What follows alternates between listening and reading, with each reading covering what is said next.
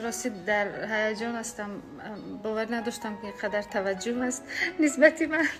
تشکر زیاد برای محبت شما.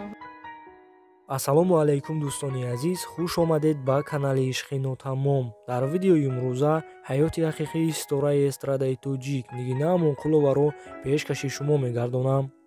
зиндагӣ ва ҳаёти кӯдакии Нигина, оиладорӣ ва ҷудошавӣ аз шавҳари якумаш, фарзандону зиндагиаш бо шавҳари дуюмаш дар соли 2022. ин ва дигар маълумотҳои навро аз ин видео фаҳмида метавонед. пас то охир тамошо кунед, чунки маълумотҳои зарурӣ дар охири видео аст. инчунин дар канали ишқи нотамом обуна шудан ва дар видео лайк гузоштанро фаромӯш насозед. пас аз тамошои видео фикраҳои худро дар комментария нависед ва бигӯед ки навори оянда ҳаёти кадом чеҳраи шинохтаи тоҷикро пешкаши шумо гардонам.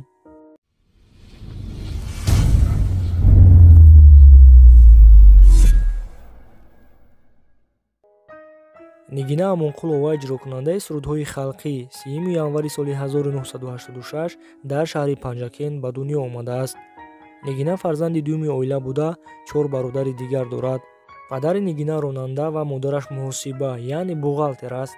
Нигина мактаби миёнаи рақами 1 шаҳри Панҷакенро хатм кардааст. ӯ аз кӯдакӣ ба хондану сароидан машғул буд, аммо сароянда шудан намехост. Аз пайи орзуи худ буд, мехост духтур шавад.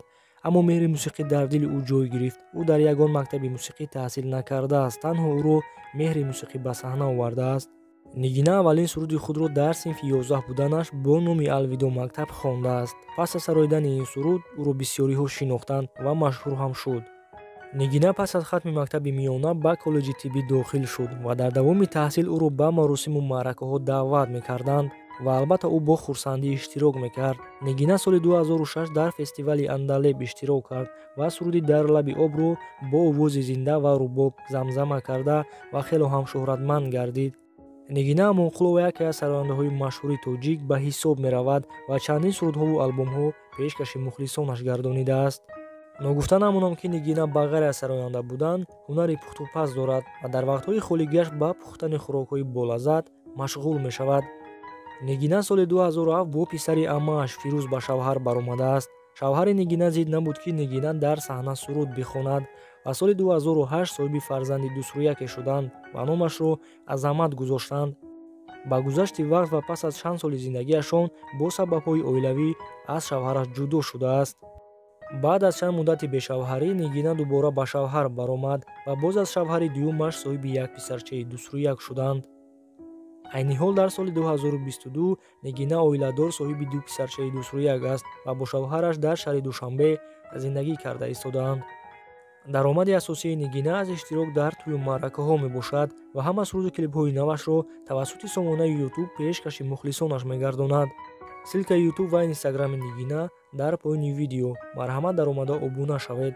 همون لحظه به دلدار رسیدم کبوتر بودم و پرواز کردم همون لحظه به دلدار رسیدم جانانم از این